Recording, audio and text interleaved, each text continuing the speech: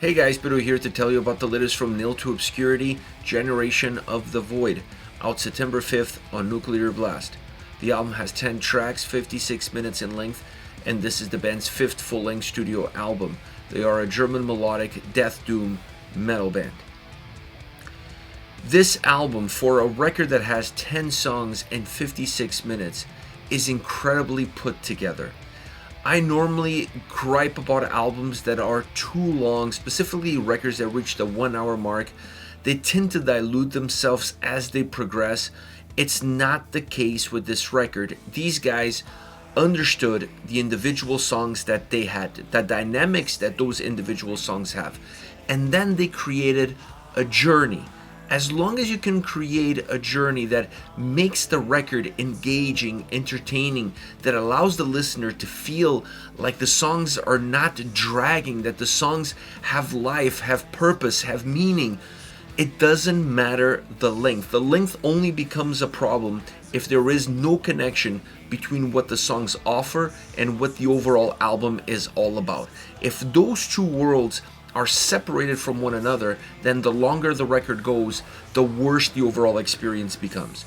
This record doesn't suffer from that because there is a symbiosis between what the songs deliver, the diversity and versatility that they have, and how they are presented to the listener in this specific track listing, in this specific order, creating this incredible journey, incredible path that makes the album feel shorter. You don't notice the length of the record because you're comfortable within it. So kudos to the band for understanding those dynamics, and for a band that has a very specific sound and style, those dynamics become even more important so that the record doesn't lose track of itself, so that the record doesn't lose the listener along the journey. Now, as far as the sound is concerned, this album, I already mentioned the words versatile and diverse, and the sound on this album is very versatile and diverse. I don't think this is a record that you can pinpoint one single influence or one single style or soundscape approach that becomes permanently attached to each and every single song across the duration of the record. This album doesn't give me that vibe, definitely doesn't give me that experience. Now, you can still look at the sound on this record and say that this is a melodic death doom record, and you're not lying, this is a melodic death doom record, but it's not your prototypical melodic death doom record. It's an album that offers a lot more than that. It has a lot of subtleties, it has a lot of nuances, it's very textured and incredibly rich, with a great backdrop as far as the atmosphere and what that atmosphere brings out of the sound.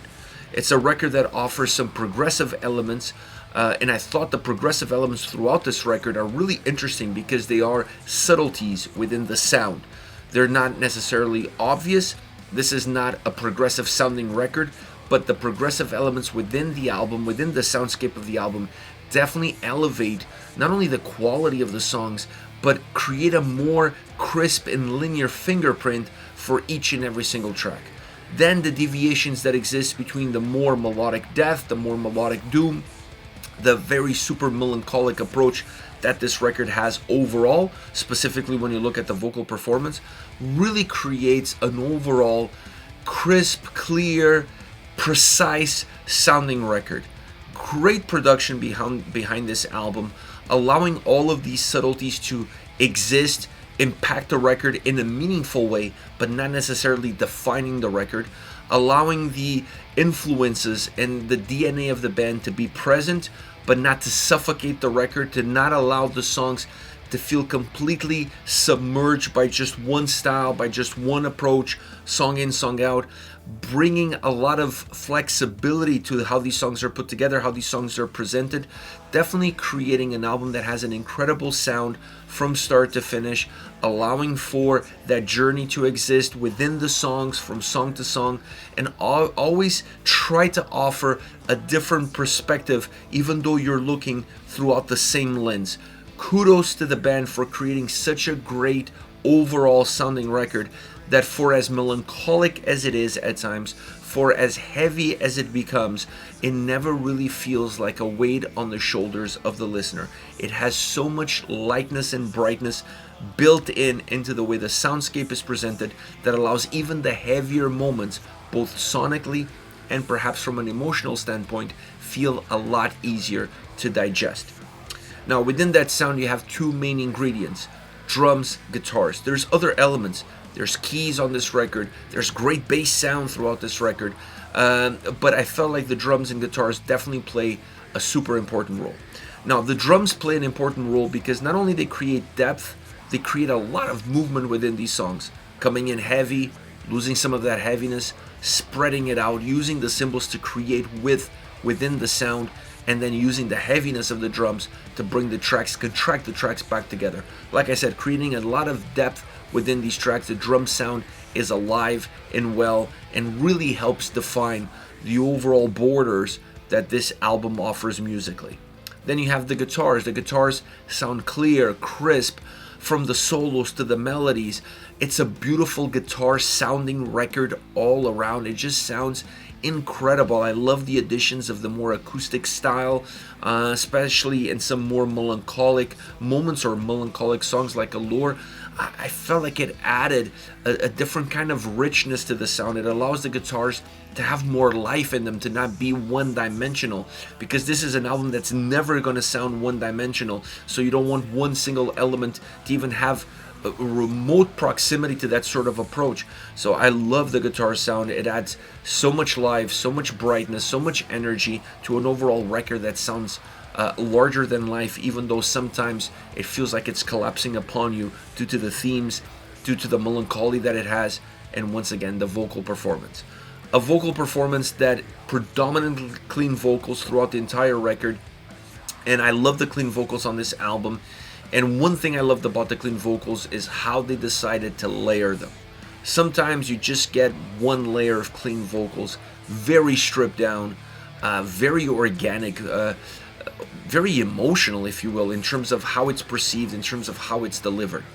And then in certain tracks, they added some layers to it, creating some thickness, some volume, but still keeping that stripped down approach. So I thought that using these two different styles, or these two different ideas, or these two different executions was really important in order to keep one element constant, but not allowing that element to sound repetitive at any single turn. This also creates width and creates movement and makes the vocal performance way more impactful to the style, to the specific style of the tracks that they have. When it comes to the harsh vocals, I thought they were phenomenal, but they play a much secondary role, a much different role, but they help set up those clean vocals. I don't think the impact of the melancholy of the clean vocals would have been there if you don't have the harsh vocals around in order to create the right momentums, the right ebbs and flows within the tracks. So I thought the dynamic was really interesting, and for an album with this sound, with this bigger approach, definitely going with more of a clean vocal style fits it perfectly. And when you put all of this together, in my opinion, this is the best sounding record, best album, period. Perfect design. Like I said, for an album with 10 songs, 56 minutes, to sound this good, to move this well, to not feel diluted at the back end, to not feel like a burden to the listener, that right away to me is a huge sign of a great sounding record. And then the sound itself, the diversity of elements, the diversity of emotions, approaches. This is a really interesting record from that perspective. It just feels like 10 different songs from 10 different bands with one similar vocal approach that connects them all. It's a really different sounding record. It's a different record all around from anything that Nailed to Obscurity has ever released. But to me, is the best one because it just feels natural. It feels organic. It doesn't feel forced. It just feels like it was the right album at the right time for this band in order for everything to come together perfectly under one single umbrella. As far as favorite songs are concerned, I want to start off with Glass Bleeding. This is the opening track, and I love the fact that the track starts very heavy, with one of the heavier riffs on the album, and also with very heavy, harsh vocals to match that heaviness of sound. So when the album starts off like that, you immediately think, wow, this is going to be a very heavy record. It's not. Not even the song is a very heavy song, because it almost immediately, it drops down to a more melancholic, dark essence of sound and vocals, both together, creating that sort of ambiance, becoming super haunting, creating a great atmosphere, and then allowing the track to have this synergy between these two sides of the same coin. The heavier side, both musically and vocally, with heavy drums, heavy guitars, heavy vocals, and then that more clean, melancholic, dark ambiance of super melancholic sound and clean vocals to match. These two elements go back and forth the entire track, and I think that really tells the tale of what this album is all about. You're going to get a lot more of the cleaner side of the record that this song presents itself as the opening track, but you're still going to get a lot of the heaviness as well. This track is a little bit of the postcard of what the whole album is going to be about in terms of dynamics, vocal performance, the use of the vocals in different momentums, and the heavier side mixed in with the melancholic side, something that's going to be battling for supremacy throughout the entire album, which I think I still feel like when you get to the bottom end of the record, this album was a lot more melancholic, was a lot doomier than it was a heavier, more melodic death metal record. But the essence of this track is really interesting because it's two complete polar opposite worlds living together in one single track, and it works perfectly. Then you have a track like Allure. This is really at the bottom end of the sound in terms of how clean it is. It's definitely a stripped down track with acoustic elements, piano, clean vocals that create a very haunting, a very, not sinister, it doesn't go to that point, but definitely very haunting and clear image of what this song is all about. It's a track that has almost a ballad style approach, a ballad style sound to it. Now, it's a song that gains volume, it gains heaviness, maybe heaviness not the right word, but definitely volume. It gains size, let's go with size. It gains size towards the halfway point, a little bit past the halfway point, and then you think the track is going to escalate and finish off with its most heaviest of sounds. It's not the case.